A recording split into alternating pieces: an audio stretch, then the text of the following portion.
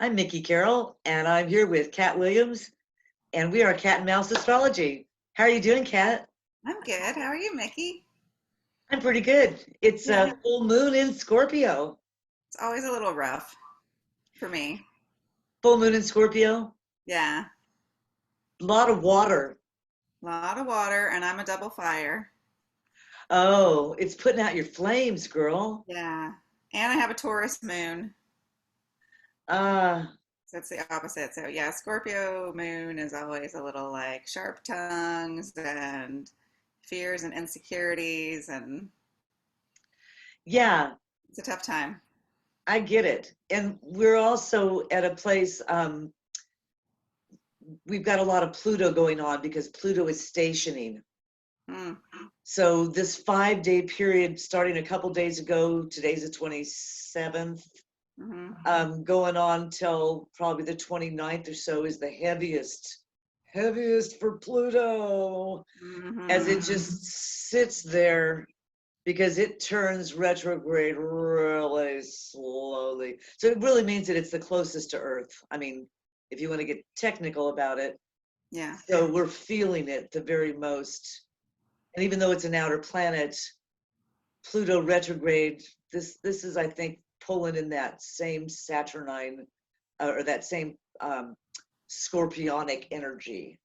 Right. That unearthing Yeah, of yeah, things that are hidden. Yeah. right. I think it's been a big dig deep. Mm, A lot of digging deep, and maybe swimming deep is better. yeah.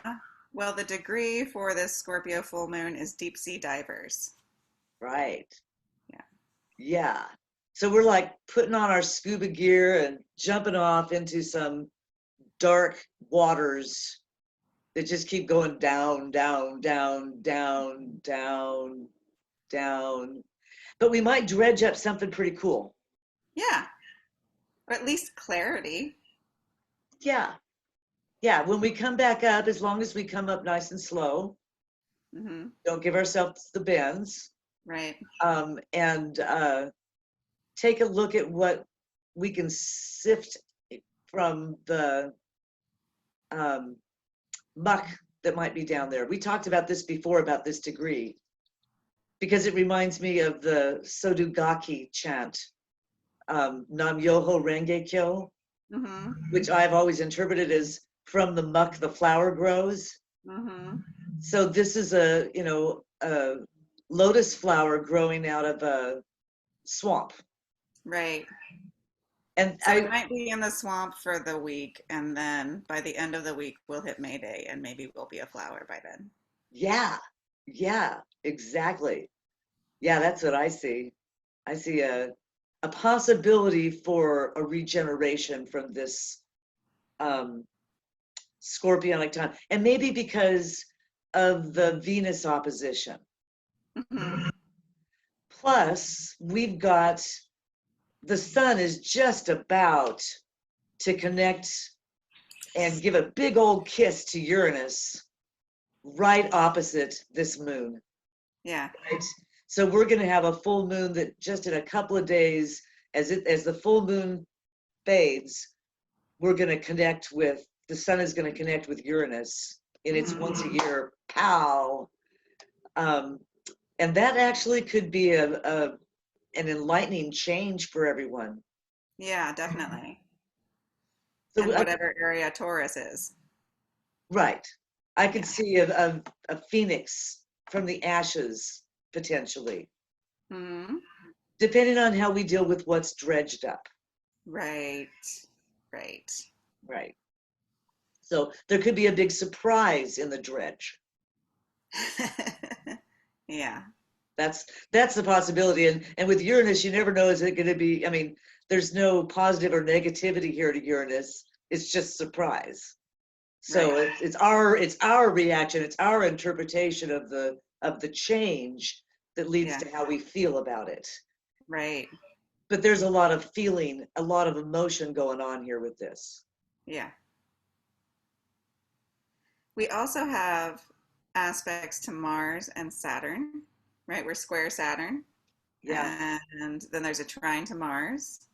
but both of those degrees have an element of ascension to the symbols of them. Let me read them for you. Ooh, yeah, please. So Saturn at 12 Aquarius, squaring the moon and the sun and Uranus, is this degree we've seen before of people on a vast staircase graduated upwards, which is quite an antidote to the deep sea divers. And then Mars at 2 degrees Cancer is a man on a magic carpet, observes vast vistas below him. Ooh. So this does sound like the ascension part of it. That sounds too, the Phoenix part of it. If you've driven deep, or I'm thinking of a deep sea diving bird. Yeah. Right, it goes down way deep in the water, gets something, and then can fly way up high into the sky. Yeah. So we might get a gift out of this. Venus is there Yeah. in her home sign Yeah. and visible in the sky. And she's with Mercury. And she's with Mercury, so Mercury can look back and tell us about what's going on here. Give us some communication in some way. Yeah. Give us a message. Yeah. Now, Mars and the moon are in mutual reception, and that means that they are in each other's signs. So Mars just entered Cancer, the sign of the moon, and the moon is having its full moon in Scorpio, the sign of Mars. Uh-huh. So even though both Mars and the moon are in their fall, Mars is considered to be in a it's not best position in Cancer, and same with the moon, and it's not best position when it's in Scorpio. But they're also helping each other out. Mm-hmm. So, you know, this, whatever situation we're in with our deep dive, there is some assistance going on between our emotions and our energy. Mm-hmm. But our energy level may be not very high, and our emotions could be kind of low. Does that make sense? That's the truth. Yeah, that's the truth. Shall I pull up our chart? We can take a look at it while we talk. And Yeah. that sometimes helps folks to see it. Let me see if I can remember how to share my screen. Where's my share button? There it is. Screen. There we go. Is that big enough? Can you see it? Yeah, I just see black. Oh, there it is. Yeah. So here we have, again, we've got a full moon in Scorpio at 7 degrees is the moon and the sun. And Pluto at the same time turning retrograde. Here at 26 degrees is Pluto. I've got the moon or Saturn at 12. Is it at 12? Yeah. Okay. So we've got this deep dive into Scorpio. We might be doing some dredging and some sifting. This full moon is exposing what's washed up on the shores of our lives from the depths, perhaps. And we've got some, a lot of stuff going on, and this is all I'm just showing for us right now. Can I make it a little bit smaller? There's more than this going on in a natal, in a chart of this day, or a natal chart if somebody was born on this day. There are more planetary aspects to see, but I've tried to simplify this view, and that's why we're only seeing these particular planetas, wandering stars, as they were named by the Greeks so very long ago. So we've got the cluster here, the stellium in Taurus, opposite the moon in Scorpio at 7 degrees. And would you mind reading that 7 degree again for us, that symbol? Deep sea divers. Deep sea divers, yeah, okay. So how could I forget that? Yeah. And we've got, and the sun is at the woman of Samaria drawing water from a well. right. So that's an interesting configuration right there. We're drawing water from the well, again, clues us in that this is, we're getting something from this water, something beneficial from this watery moon. Again, some perhaps gift or an enlightenment, and perhaps a soothing of our souls in this, in a watery sort of way. You talked about something that was mentioned earlier before we started this, that somebody had mentioned a time for us to languish. Was that the language? Languishing, yeah. There's an article in the New York Times from a psychologist, the forgotten middle child of mental health. Yeah, Languishing. sweet. Can you paraphrase it just a little? It's like a low level depression. Um, hard to get going on anything. You know, that like with Mars and Cancer, it's like it's hard to start. It's hard to Right. maintain momentum. It's hard to focus. Yeah, yeah. Now, Mars in Cancer, if the energy is used for home and hearth, Mm, you know, the Cancer's the crab that's got the shell on, you right. know, and if I can protect my home with my energy, or and maybe just my body, I live in my body. If I can Hmm. protect my body with my energy, that may be what Mars is enlisted to do right now. Yeah. And it doesn't really like to do that. It would rather be out raw and, you know, somewhere, but now it kind of has to get small and be protective in its Hmm. energy. Yeah, which would be extra helpful with whatever is dredging up from the moon in Scorpio. Right. And that mutual reception between them, that way, that green line showing that, again, moon is in Mars's sign and Mars is in moon's sign, which is kind of a helping hand. They can give each other a helping hand. So even though they're both in their fall, you know, this might be like, you know, uh, the blind leading the blind. Right? Yeah. A little bit, but there is help there, even if neither one of them are, you know, actually in their best form. It, Right. there's still help going on there. Right. Which is a good thing to always remember that we need to help each other. Exactly, exactly. There's a mutual dependence Right. that's kind of implied here, and Yeah. this is also helping out. You know, these are two red things here. An opposition is, which is what a full moon always is, tells us to beware of a tug of war. Hmm. You know, what's tugging at you, what presents itself in the outer world is often reflected in your inner world. And I'm kind of seeing this languishing as an exhaustion. Yeah. I used to travel for my job. I love traveling. I mean, I miss it so much.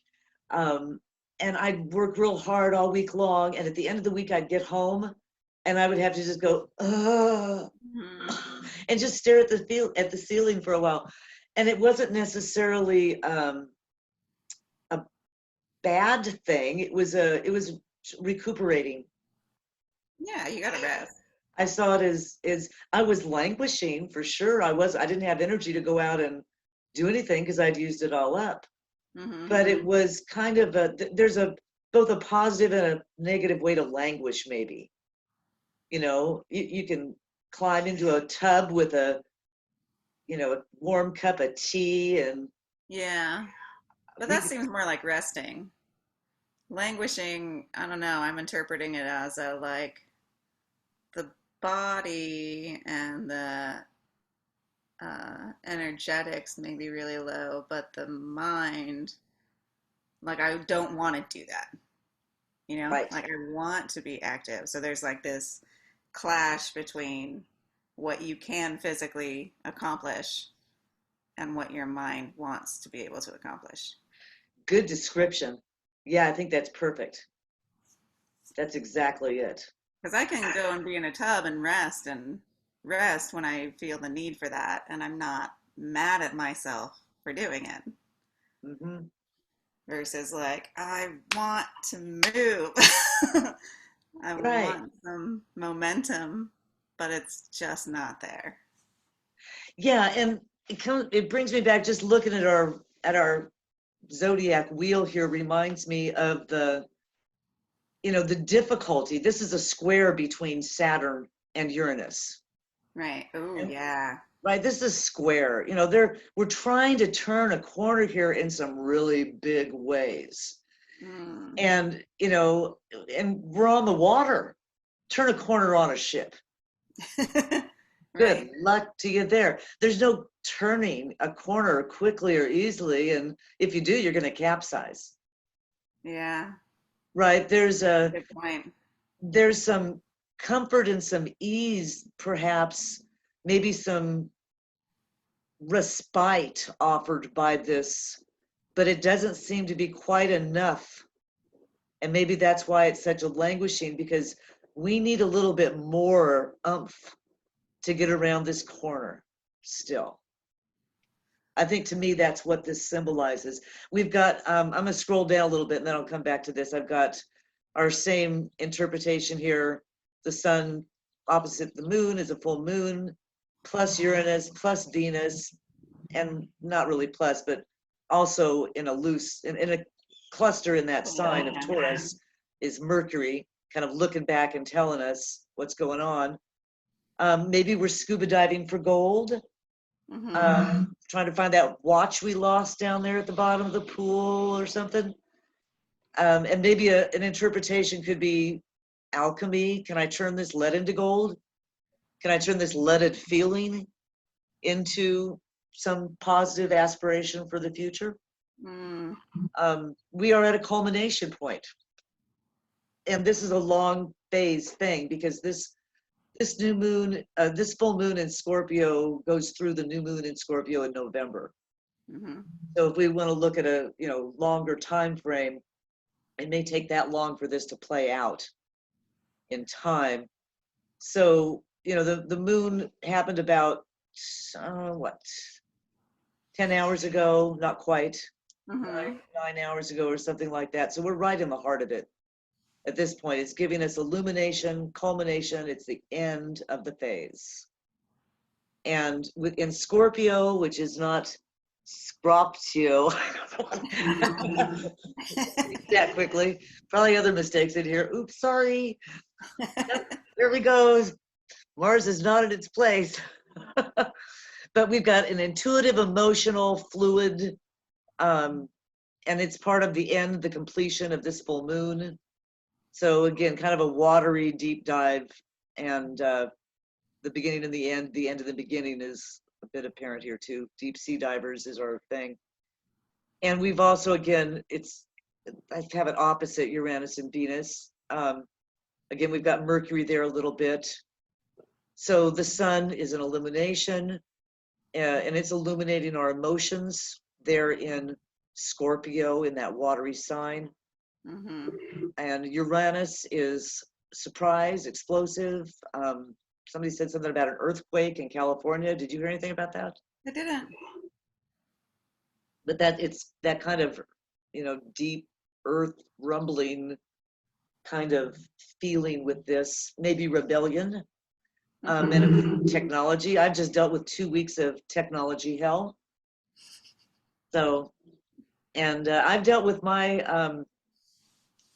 we just had a Venus conjunct Uranus last week, and I cut off my hair. So that's how we're dealing with that.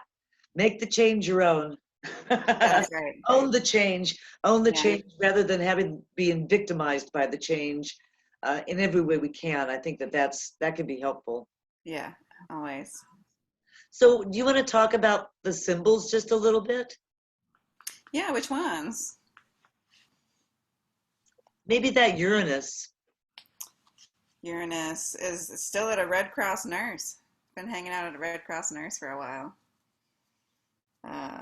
Which I think is these past several more than a year months have just been trauma. Trauma upon trauma upon trauma upon trauma. And I don't know, Uranus is bringing some triage to the mix. Yeah. There's this thing in healing where you cannot tend a wound if you will not, like you have to dress a wound, right? And in order to dress a wound, you have to look at it, right? You have to address the issues. Um, and so to have Uranus at a Red Cross nurse, like you're gonna have to look at things for what they really are. And so to have that opposite, this Scorpio moon of the deep sea diver, like to make the most of the full moon, I think you're gonna have to like actually witness the dark and what's deep. Yeah. Yeah, Did I read? absolutely. It reminds me of a George Harrison song, Yeah. Beware the Darkness. Beware, Yeah, like be aware or beware? both.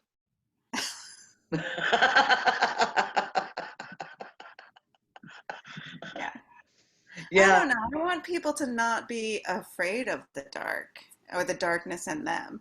Because if we don't, when we don't tend to our shadows, which I think Scorpio is a very shadow sign, um, we end up exploding them out onto the people around us, yes. you know? And And if we can't incorporate what's dark within us into our ideas of ourselves, then we judge other people for those same things. exactly. It's projection. Yeah.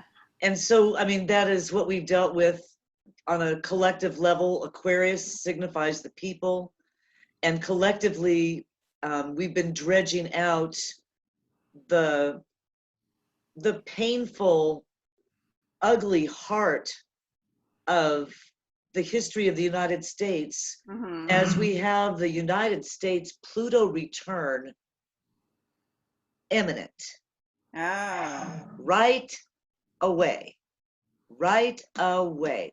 And tell me, what was this country built on, if not the slavery blacks and enslaved, genocide. Hispanics, Chinese immigrants that came in and built the railroads across the United States, Irish immigrants that came in? This whole country is built on immigrants, particularly immigrants of color. Mm-hmm. And what's being dredged up in this ugly depth, Mm-hmm. in this look, it's it's some fear and hatred of what actually created this country. Right. How weird is that? It's like Right. we're turning ourselves inside out. And maybe we have to, as you say, to fully look at this wound, we have to we have to dig at the bullets that may still be lodged in there. Yeah. Yeah, exactly. We have to That's what we dig need that thing Uranus to out. do. To be the Yeah, Red Cross nurse, to clean out the wound, but to look at it first. If you're not right. willing to look at it, then you're not going to be able to clean it and you're not going to be able to bandage it and it's not going to be able to heal. You know, did you hear what Rick Santorum was talking about yesterday? No, tell me. Oh, he made some comment to that like old myth that old white men like to talk about how this country was. He used the phrase "birth of the nation," Oh, birth right. of the nation, um, which is super white supremacist in and of itself. But his comment was about like the virgin land, how there was like nothing here. We built this country from nothing. And then he remembered that there were Native American people, like they exist, and, but they haven't really contributed to our society, you know. So everybody's calling for Rick Santorum to be fired from CNN. Um, Well, but his yeah, name is enough of a reason as far as I'm concerned. no, there's But that too. but it is interesting. You're right. We have to look at it. It's unpleasant to look at. An example, I mentioned this last time. My sisters and I are doing a family memoir, and my oldest sister recently said that she knew that the old aunts, couple generations, like our great aunts, Hmm. had also written a memoir. They got Oh, together and wrote a memoir, and that's fun. they destroyed it. Oh, Yeah. Why? Because when they found the ugly past, oh, they didn't want to share it with their descendants. uh-huh. So, there are slaveholders in our family. There Mm-hmm. are Los Saint Patricios, people that left. Those were people who fought for the Mexicans. So they were literally turncoats. Right. They turned their coats from blue to whatever the Mexican side was, red, and Yeah. fought against the Americans at the Alamo. Right. Um, so there's some history that all of us possess. I mentioned myself, but I'm not alone here. Scooby-Doo here. Anybody who lives in the United States comes from some ethnic background Yeah. somewhere with some histories, and some of them aren't pretty, and they were either hurt by others, or they did hurt, or there was both going on, and all this has to be healed. Right. It makes me wonder if that's a good reason why it's so common for white people in this country to not know their ancestry Yes, I think it beyond like makes their sense. You grandparents. don't, but 23andMe has changed that, and I do see, we're going. Two things are happening that are going to change this, and that's why this is coming up now. Astrologically, it's just reflecting what's really happening, Mm-hmm. as above, so below. Right. But we have again, the Pluto return is showing us that in a few short years, this country will be majority people of color. Mm-hmm. Period. Fact. If there's going to be a change, there's going to have to be a whole lot more babies born to white people. And what does that even mean? Right. The American Anthropological Society says there is no such thing as race. So Right. people are, knowledge catches up slowly to the masses, and the stuff that we know, from being anthropologists and mythographer and a linguist, that stuff is so slowly trickling down. As people do 23andMe, they Mm-hmm. find out, hey, wow, I didn't know grandpa was actually black. Mm-hmm. Yeah. It's good to remember though that those changes feel like they're happening really slowly in our human lifetime, but when you look at the larger arc of things, like it's a Uranus explosion change. Exactly. Yeah, It Uranus has feels 7 years. slow right now, but Right. 7 years, Uranus in Taurus. yeah. So this is not a quick thing that's going on here, as Uranus disrupts everything Taurian, Mm-hmm. the comfortable field and meadow with the food that grows from it and the cows that graze, all of our pastoral, um, maybe that's part of the languishing, Mm. because we're wanting to be in our pastoral place, but there's Uranus.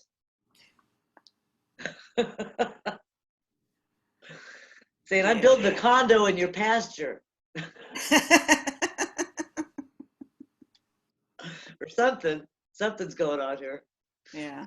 I'm gonna go pull back up to our sign here, or our wheel, our zodiac wheel. Anything else we should mention? I haven't mentioned anything about Chiron. Um, it's still at 10 degrees, and Yes. it's not in mutual reception. What's the word I'm trying to think of? It's also 10 degrees is also Uranus, so there's a configuration between those two. Mm-hmm.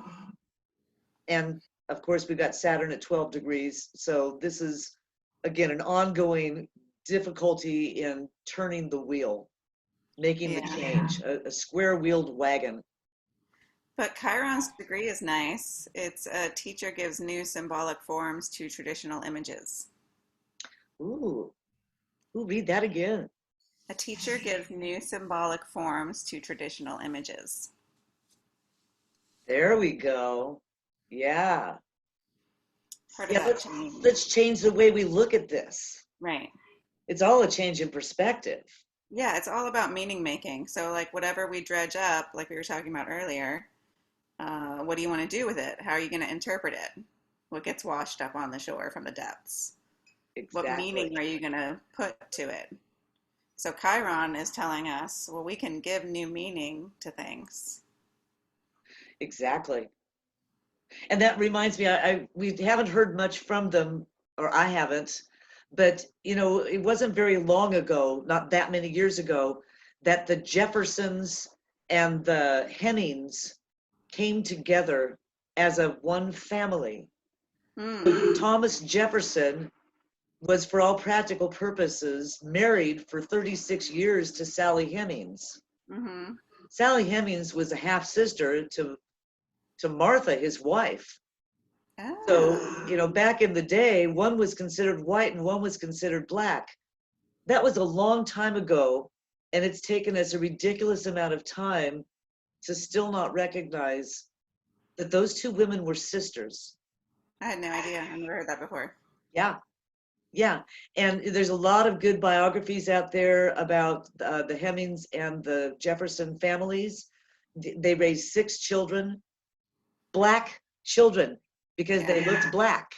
And Yeah. there was that, essentially one drop rule. If you look, if you look black, you're black. If you can pass, well, good luck. You have to separate from your family and um, lose your folks. So, I mean, get away from the people you would normally know. Mm-hmm. Let's stop the share now. Anyway, it reminds me that the Hemings and the Jeffersons show what could be possible in the future, as those two families recognized each other in the last few years. The white side and the black side recognized Mm-hmm. their mutual bloodline, Yeah. and maybe Just that's what possible we in the have to present. do. Yeah, yeah. Mm-hmm. So we have to recognize the contribution of the folks that have made America what it is. Yeah. And by doing that, then we recognize those people who have negated it will then recognize that gold in themselves, because they've thrown something away by throwing away their whole history. Say more about that.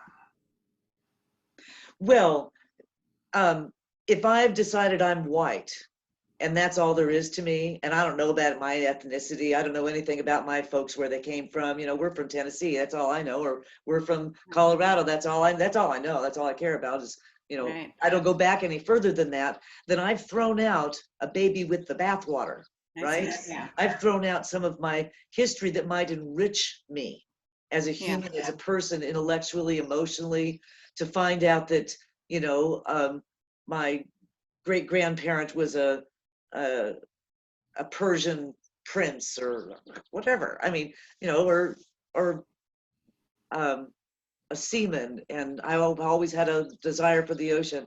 Mm-hmm. So that looking into people's past and finding out what's there, that dredging, that deep dive, well, it could be painful, it could be very interesting and have some real gold in it in the long term. However it's done. Oh, yeah. Okay. I see what you're saying. Yeah. Yeah. If anybody who's not engaged with their ancestors is really missing out on an invaluable resource to that Exactly. kind of like spirituality. Exactly. It's my primary spirituality. It's like if you're not talking to your ancestors and getting their assistance, like that, they're just really great resource. Right. There's gold there. Yeah. There's gold there. And it's interesting because, white, that word, the Caucasian, I just saw a travel video on the Caucasus. Oh yeah. And, I challenge any people who feel, really strongly about being white to go look at videos about the Caucasian peoples and see what they look like and how they live. And in that way, they might recognize an ethnicity. They'll probably also discover that they're not actually Caucasian. Yeah, right.